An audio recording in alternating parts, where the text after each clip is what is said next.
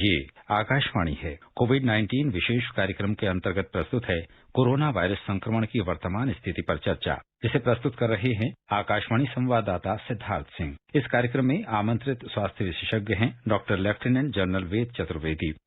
नमस्कार श्रोताओं, आकाशवाणी के समाचार सेवा प्रभाग द्वारा कोरोना जागरूकता श्रृंखला के आज के इस विशेष कार्यक्रम में आपका स्वागत है और इस एडिशन के साथ मैं हूं सिद्धार्थ सिंह। श्रोताओं, कोरोना काल के बदले हुए हालात में हमारी जिंदगी में बहुत सारे बदलाव आ गए हैं। अब न पहले जैसा लोगों से मिलना मिलाना है और न ही मॉल्स और बाजारों में घूमने जाना है। आज इस काल में हमें बहुत सारे एटिकेट्स के साथ जिंदगी जीना पड़ रहा है। हम hygiene etiquettes, talking etiquettes, meeting etiquettes के साथ वर्चुअल वर्ड के जरिए एक दूसरे से जुड़े हुए हैं। प्रधानमंत्री जी ने भी कहा है कि हमें सोशल डिस्टेंसिंग तो करनी है, लेकिन इमोशनल डिस्टेंसिंग बिल्कुल नहीं होनी चाहिए। आज मास्क, सैनिटाइजर हमारे जीवन का अभिन्न हिस्सा बन चुके हैं। बदले हुए इस परिवेश में जो सबसे आवश्यक चीज है वो है इन बदलावों को अपनाते हुए हमें सकारात्मक रहना। अगर हम स्वेच्छा से इन बदलाव को अपने जीवन का हिस्सा बनाएंगे तो ही हम कोरोना जैसी महामारी को हरा पाएंगे।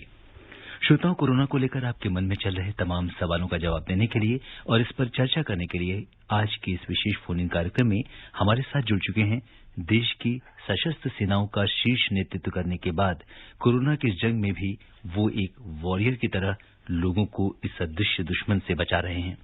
आपको सशस्त्र सेनाओं में रहते हुए उत्कृष्ट सेवाओं के लिए परम विशिष्ट सेवा मेडल PVSM से सम्मानित किया जा चुका है। जी हां, हम बात कर रहे हैं सर गंगाराम अस्पताल नई दिल्ली के रूमेटोलॉजी और इम्यूनोलॉजी विभाग में senior consultant doctor lieutenant general Ved Chaturvedi की। डॉक्टर वेद, नमस्कार। कार्यक्रम में आपका स्वागत है। आपका अभिनंदन करते हैं। नमस्कार, जय हिंद। श्रोताओं, आप कोरोना से संबंधित सवाल हमारे आज के एक्सपर्ट से टोल फ्री नंबर 1800-115767 और 0112331444 पर पूछ सकते हैं। आप सोशल मीडिया के जरिए सवाल पूछना चाहते हैं तो आप हमारे ट्विटर हैंडल @AIR News पर #AskAIR पर अपने सवाल पोस्ट कर सकते हैं। डॉक्टर वेद, आज इस कार्यक्रम में अपनी चर्चा कोविड वैक्सीन को लेकर शुरू करते हैं।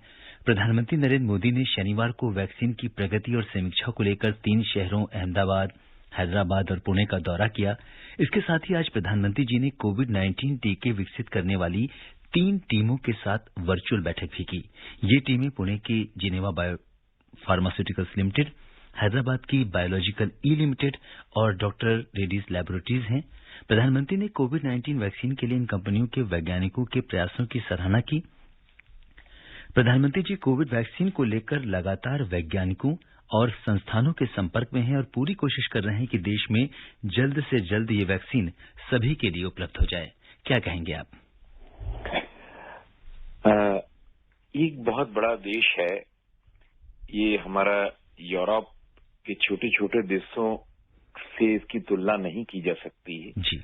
इसके लिए कोई भी स्कीम जब भी लागू की जाएगी, यदि उसमें एक जन आंदोलन की तरह नहीं होगा तो हमारी समस्याएं हो सकती हैं।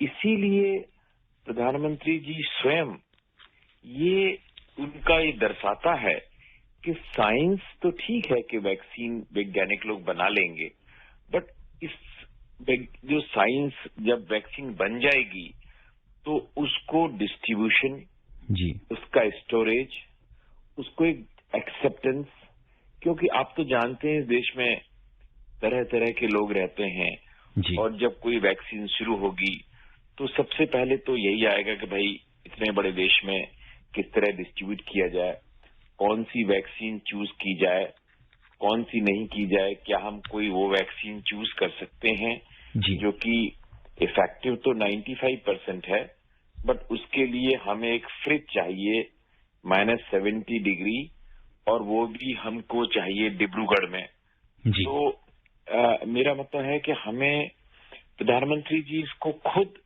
जिसे कहते हैं ना कि लीडिंग फ्रॉम द फ्रंट, कि जी। हम आगे, जैसे हमारे आर्मी में कहा जाता है कि जो वार जीतता है जी। वो ही लीड्स फ्रॉम द फ्रंट। यदि आप खुद भी इतना इंटरेस्ट लेंगे तो बाकी लोगों का बहुत हौसला बढ़ता है। जी। देखिए, वैज्ञानिक तबका ऐसा है डॉक्टरी तबका ऐसा है जो चुपचाप काम करता रहता है। बट इसका मतलब ये नहीं, जैसे सोल्जर्स हैं वो लड़ते हैं, बट ये देश उनके साथ रहता है तो उनको भी बहुत जज्बा होता है, उनको लड़ने में बहुत जज्बा होता है। ऐसे ही वैज्ञानिक कौम है, after all we are all human beings, हमको भी एक शाबाशी चाहिए। तो प्रधानमंत्री जी ने, मैं आपको बताऊं कि ये 4 वैक्सीन जो कि जिसका बहुत नाम आपने सुनते रहे होंगे, तो कोई वैक्सीन बनाने के लिए एक वायरस मटेरियल की जरूरत पड़ती है कि वो कहते हैं ना भाई, जहर ही जहर को मारता है। तो ये जब वायरस डाल देंगे तो उसके अगेंस्ट में एंटीबॉडी बन जाएगी।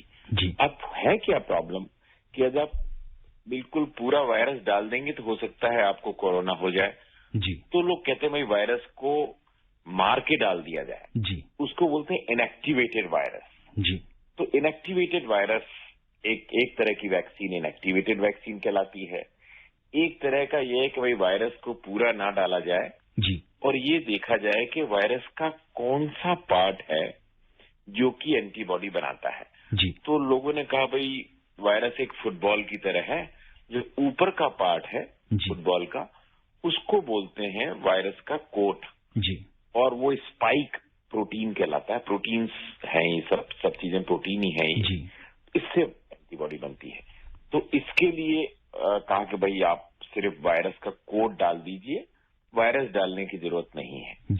तो ये हो गया। तीसरा एक और है कि नहीं, इसके अंदर एक जेनेटिक मटेरियल है, बिल्कुल जैसे फुटबॉल के अंदर बैठा हो, वो जेनेटिक मटेरियल डाल दें तो भी एक एंटीबॉडी बन सकती है।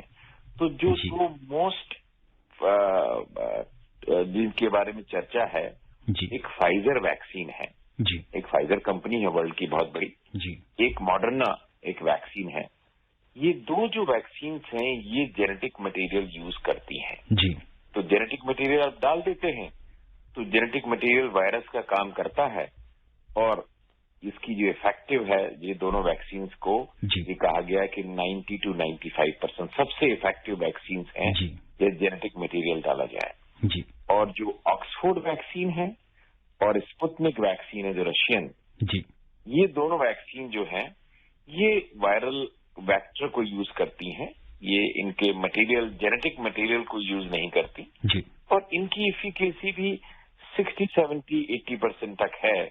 और इनकी एडवांटेज ये है कि इनको बहुत इसकी जरूरत नहीं पड़ती डीप फ्रीजर की, जबकि जो जेनेटिक मटेरियल यूज करते हैं जैसे फाइजर है, मॉडर्ना है, इनको एक हाई फ्रीजर की जरूरत पड़ती है। तो मेरे ख्याल से हमारी खुद की कंडीशन देखते हुए हम दोनों तरह की वैक्सीन यूज कर सकते हैं। हम जो मेट्रोज हैं उनमें आरएनए वैक्सीन यूज कर सकते हैं, और जो बहुत दूर दराज के एरियाज हैं उसमें हम वायरल वेक्टर वैक्सीन यूज कर सकते हैं। तो ये तो 4 वैक्सीन तो बाहर की हैं। इसमें से जो 2 वैक्सीन हैं ऑक्सफोर्ड और स्पुतनिक, वो हमारे इंडियन से टाई अप है, हमारे इंडियन कंपनी से, और उनकी ट्रायल भी है। तो मोस्ट लाइकली ये सबसे पहले आएंगी ये वैक्सीन। तो जैसा कि डॉक्टर वेद आपने बताया, खुद इतना इंटरेस्ट ले रहे हैं तो I am very sure vaccine आने में देर नहीं लगेगी। बिल्कुल वैक्सीन आने में देर नहीं लगेगी, क्योंकि जैसा कि आपने कहा कि जब देश का मुखिया अगर किसी वैज्ञानिकों के समक्ष जाता है, उन कंपनियों में विजिट करता है व्यक्तिगत तौर पे, तो किसी भी वैज्ञानिक के लिए उससे बड़ी बात नहीं हो सकती। उनका कितना उत्साहवर्धन होता होगा। और आपने ये बताया कि 3 तरीके की वैक्सीन हो सकती है। अगर हम उसका डेड वायरस यूज कर सकते हैं, या हम उसकी कोड को यूज कर सकते हैं, या हम उस वायरस का जेनेटिक मटेरियल ले सकते हैं। इसके बारे में आपने विस्तार से बताया। आपसे ये जानना चाहेंगे कि यहाँ पे जब भी वैक्सीन की अभी प्रधानमंत्री जी ने जो इसके पहले बैठक की थी, उसमें उन्होंने इस वैक्सीन के डिस्ट्रीब्यूशन के नेटवर्क के बारे में चर्चा की थी। जैसा कि आपने बताया कि वैक्सीन को कोल्ड चेन में हम डिस्ट्रीब्यूट कर सकते हैं या उसे स्टोर करना पड़ता है। तो ये कितनी बड़ी चुनौती है, क्योंकि भारत जैसे बड़े देश में इतने बड़े नंबर्स में किसी वैक्सीन को कोल्ड चेन में रखकर उसे डिस्ट्रीब्यूट करना। देखिए, दिल्ली में बैठे हुए ये समझ में हम लोगों को नहीं आएगा। मैं आपको एक एग्जांपल देता हूं। मैं आर्मी में ज्वाइन किया तो मैं भी एक यंग कैप्टन था, ठीक है वैक्सीन आ गई, हम लोगों को आर्मी में वैक्सीन का इतिहास बहुत पुराना है और टीएबी टीटी वैक्सीन कंपलसरी सब लोगों को लगाई जाती है, तो हमारे पास एक फ्रिज हुआ करता था जी। तो उसके बाद लेडीज की जरा ज्यादा जो नजर होती ज्यादा पैनी होती है। फिर मेरे वाइफ ने भी आर्मी ज्वाइन किया तो उसने बोला ये फ्रिज अच्छी तरह काम नहीं करता तो इसमें वैक्सीन कैसे अच्छी तरह रहती होंगी। तब मुझे समझ में आया कि कितना इम्पोर्टेंट, कि हम लोग बहुत रिमोट एरियाज में थे कहीं, तो क्या है कि यहाँ तो लाइट जाती नहीं है, कहीं आप ऐसी जगह जाएंगे जहाँ लाइट 24 आवर्स नहीं रही है, तो कोल्ड चेन का जो मेंटेनेंस है वो बहुत ही जरूरी है, क्योंकि नहीं तो वैक्सीन यदि वो खत्म हो जाएगा उसका जो पोटेंसी, तो वो बेकार की वैक्सीन होगी। और हो सकता है कि पढ़े लिखे डॉक्टर्स या वैज्ञानिक इसको समझें, पर जो एक वैक्सीनेटर, एक जो डिलीवरी पॉइंट पे जो आदमी है वो ये ना समझे उस वक्त ठीक है यार इसको हमें एक पूरा करना है, खाना पूर्ति हम लगा देते हैं, तो फिर वो काम नहीं चलेगा। बट चूंकि हमारे पास पोलियो वैक्सीन का इतिहास है, हमारे पास स्मॉल पॉक्स वैक्सीनेशन का इतिहास है, हमने सक्सेसफुली किया है, और शायद आज ऐसा है पिछले 5-6 सालों से कि इलेक्ट्रिसिटी की जो सुविधा है वो बहुत ही, जिसे कहते हैं नॉर्मली 24 आवर इलेक्ट्रिसिटी है दूर दूर जगहों पे, तो ये प्रॉब्लम नहीं आएगी। बट सेंसिटिविटी हमें जनरेट करना पड़ेगी, वो हमेशा नहीं करेंगे हम, कि बहुत ही जरूरी है। यदि ऐसा नहीं किया गया तो उस बैच को हमको डिस्कार्ड करना पड़ेगा कि ये वैक्सीन की कोल्ड चेन मेंटेन नहीं हो पाई है। और डॉक्टर वेद, नॉर्मली किसी एक वैक्सीन को बनाने में वैज्ञानिकों को कितना समय लग जाता है, अगर हम दूसरी इन्फ्लुएंजा वैक्सीन की हम बात करें तो? नॉर्मली जितनी वैक्सीन मार्केट में है, चाहे वो इन्फ्लुएंजा वैक्सीन हो, चाहे पोलियो वैक्सीन हो, या टीटी वैक्सीन हो, टिटनस का ये है, ये सबको करीब 15 साल लगते हैं। उसका एक कारण है, जो प्रोसेस है, बनाने की प्रोसेस और टेस्टिंग की प्रोसेस, जो टेस्टिंग की प्रोसेस है बहुत ही कॉम्प्लेक्स है और कॉम्प्लिकेटेड है। ये जो अभी कोरोना के बारे में हम लोग बात करते हैं कि इफेक्टिविटी 97% है, तो ये शॉर्ट टर्म इमरजेंसी ऑथराइजेशन किया गया है। नॉर्मली हम इसको इस तरह एक्सेप्ट नहीं करते, ये कोई रेगुलेटरी अथॉरिटी, वो कहते नहीं और वाइड डाटा अवेलेबल होना चाहिए। ठीक है, आप एंटीबॉडी तो बन गई, बट वो एंटीबॉडी कितने दिन रहेगी, तो ये सब चीजों पे टेस्टिंग होती है वैक्सीन को, क्योंकि वैक्सीन अमूमन बहुत सस्ती होती है। If you really ask me, कि इंडिया सबसे सस्ती वैक्सीन बनाता है, और हमारा जो देश है वो वैक्सीनेशन प्रोडक्शन का हब है पूरे वर्ल्ड में। इस 70 to 80% प्रोडक्शन है इस कंट्री में, इस पूरे वर्ल्ड में वैक्सीन का, वो हमारे देश करता है। तो हमें प्रोडक्शन के उसमें हम लोग काफी आगे हैं, और मैं हमेशा सोचता हूं कि ऐसा होगा कि इसमें भी हम लोग सक्सेसफुल होंगे। इस प्रोग्राम में जो कोरोना का प्रोग्राम है, उसमें भी हम लोग जरूर सक्सेसफुल। बिल्कुल डॉक्टर वेद, आपने जैसा कहा कि कोरोना के लिए जो वैक्सीनेशन प्रोग्राम होगा उसमें हम बिल्कुल बहुत अच्छे तरीके से सक्सेसफुल होंगे। और डॉक्टर वेद, यहाँ पे एक बात आपसे और कहना चाहेंगे कि वैक्सीन को लेकर सोशल मीडिया पर तरह तरह की खबरें चलती रहती हैं।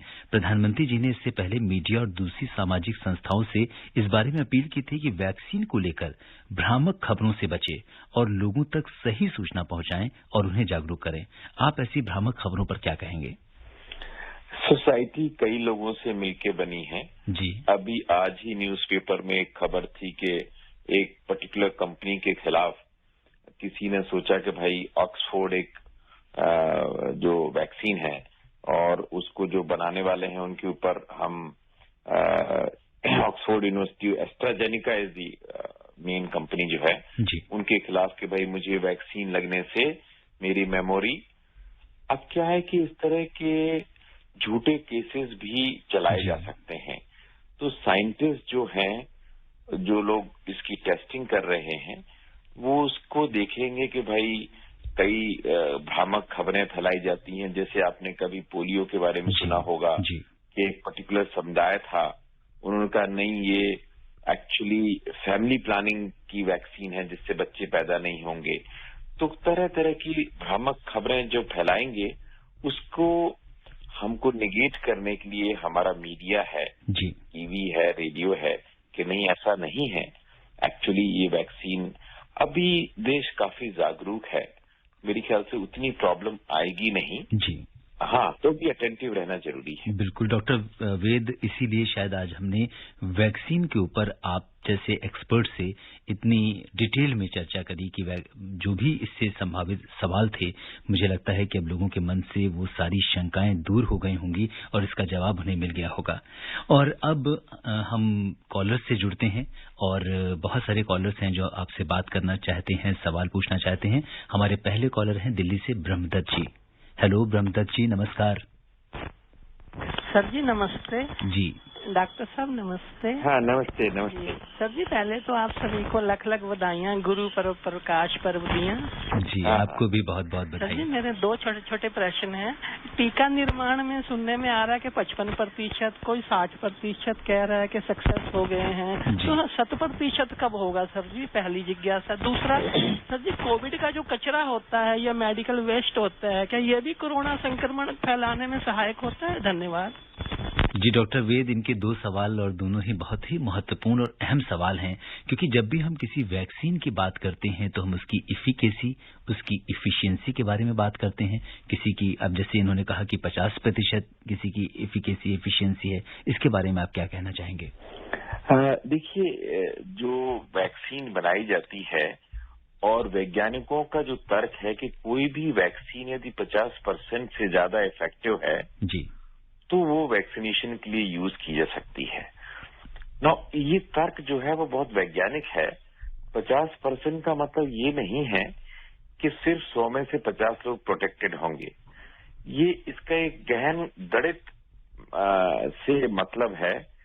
ये जो वैक्सीन, जो भी वैक्सीन 50% से ज्यादा इफेक्टिव है, उसको हम ये लेके चलें कि वो सोसाइटी में बाय एंड लार्ज 100% इफेक्टिव होगी। तो इसका मतलब ये हुआ कि 50% यदि किसी के रिजल्ट्स हैं तो वो वैक्सीन का इस्तेमाल किया जा सकता है।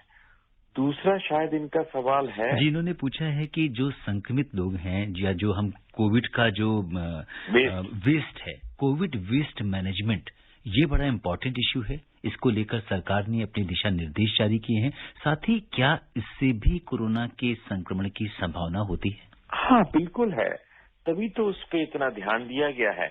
हमारे हॉस्पिटल में भी जब हम लोग ओपीडी खत्म करते हैं तो हमारा कैप है, हमारा मास्क है, हमारा जो पहनते हैं कपड़े हैं, हमारे शू कवर हैं, उनको हम अलग अलग जगह डालते हैं।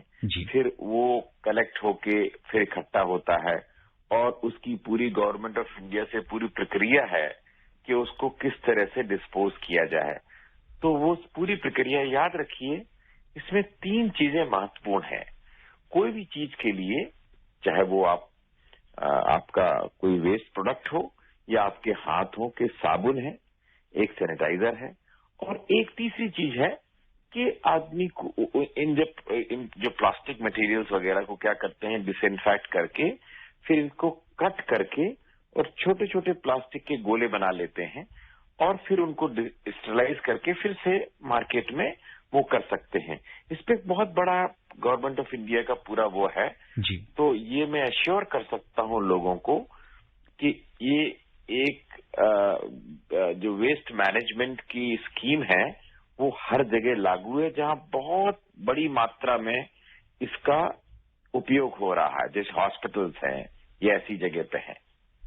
जी, और अगर आम लोगों की बात की जाए तो जैसे कि हर एक इस समय बहुत सारे लोग ग्लव्स का इस्तेमाल कर रहे हैं, मास्क का इस्तेमाल कर रहे हैं, कैप का इस्तेमाल कर रहे हैं, तो इस तरह की चीजों का जो वेस्ट मैनेजमेंट है उसको भी बहुत ध्यान में रखना होगा, क्योंकि लोग जगह जगह इसको डिस्कार्ड कर देते हैं, फेंक देते हैं। तो वही है, उनको आप ऐसे नहीं फेंक सकते। जो बनाया गया है कि भाई घरों में भी आजकल देखिए म्युनिसिपल कॉर्पोरेशन की गाड़ी घूमती रहती है कि आपका जो गीला कूड़ा है वो अलग, सूखा कूड़ा अलग। जी। तो जो प्लास्टिक है वो उसके लिए एक येलो बिन यूज करते हैं। तो जो प्लास्टिक मटेरियल है उसके लिए आप फिर उसको जब आप देते हैं तो उसका डिस्पोजल गवर्नमेंट ऑफ इंडिया का जो रूल्स एंड रेगुलेशन उसके हिसाब से होता है। जी, और इस बीच हिसार से हमारे साथ बलबीर सिंह अजमेरा जी कार्यक्रम में जुड़ गए हैं। बलबीर जी नमस्कार। नमस्कार सर जी, कार्यक्रम में आपका स्वागत है, अपना सवाल पूछिए। आकाशवाणी को और डॉक्टर साहब को और सभी श्रोताओं को हम ये जो गुरु पर्व की बधाई देते हैं।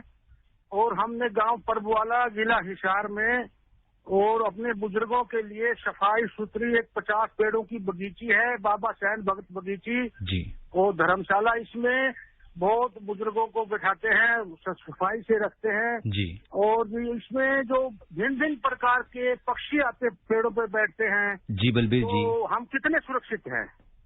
जी, आप ये जानना चाहते हैं डॉक्टर वेद, पहली चीज की पक्षियों से क्या कोरोना का संक्रमण किसी तरह से पॉसिबल है क्या? मेरे ख्याल से आपके पूछने का ये है जो उद्देश्य है जी, कि हम बहुत साफ सफाई से रहते हैं और एक ऐसी जगह रहते हैं जहाँ पेड़ पौधे हैं और पक्षी भी आते हैं, तो हम लोग कितने सुरक्षित हैं।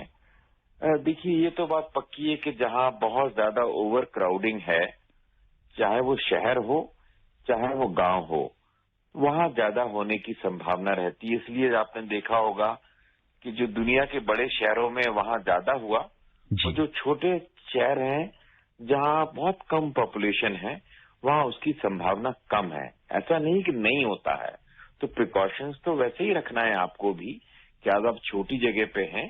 हाँ, कोई कहे कि मैं अकेला बैठा हूं खेत में, तो उसको ठीक है, उसको कह सकते हैं भाई उसको मास्क की जरूरत नहीं है।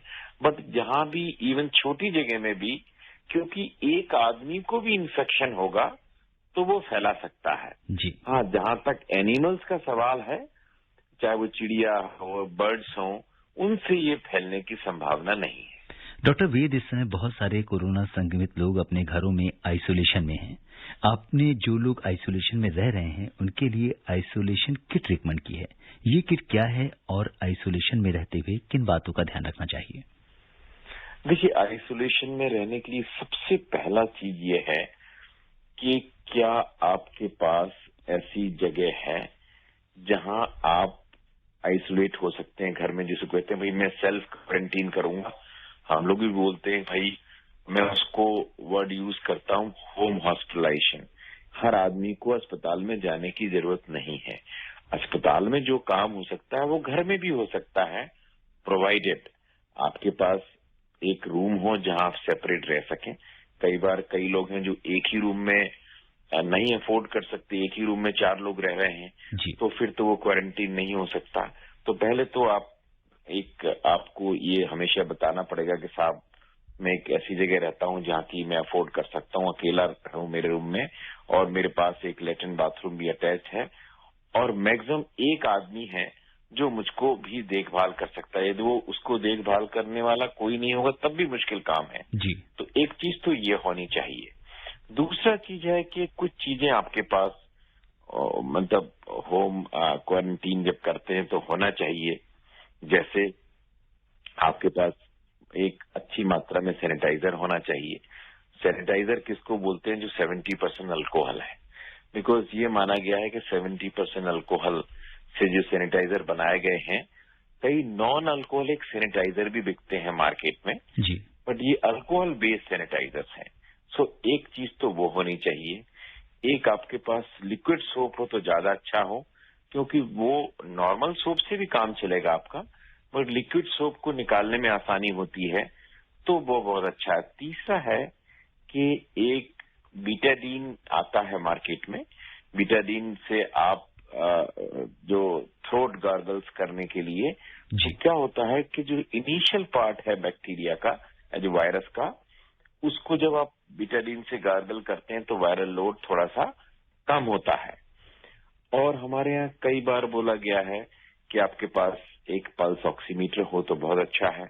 पल्स ऑक्सीमीटर से इट इज लाइक जैसे कोई कह रहे हैं थर्मामीटर जी, तो एक थर्मामीटर आपके पास होना चाहिए ताकि आपको बार बार कहीं जाना ना पड़े, आप खुद अपना टेम्परेचर नाप सकते हैं।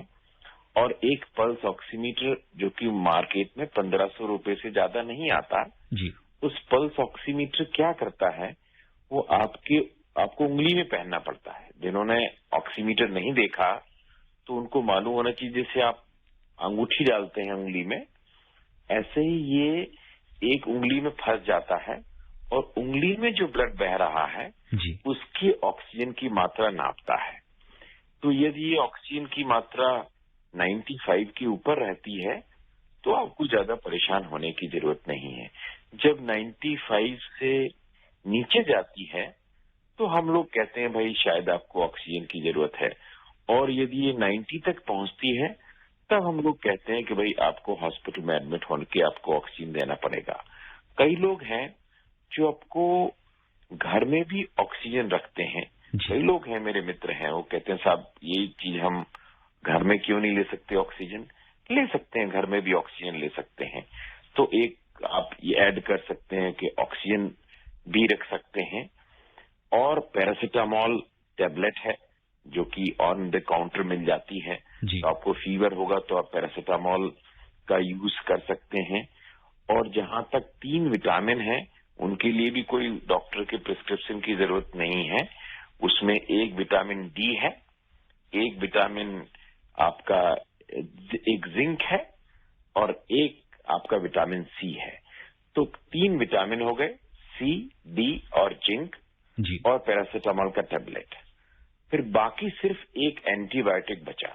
वो एंटीबायोटिक आप अपने डॉक्टर से बोल सकते हैं फोन से। आजकल तो टेली कम्युनिकेशन के हिसाब से टेली कंसल्टेशन का जमाना है। यदि आप कोरोना पॉजिटिव हैं तो वो आपको एक प्रिस्क्रिप्शन भेज देगा।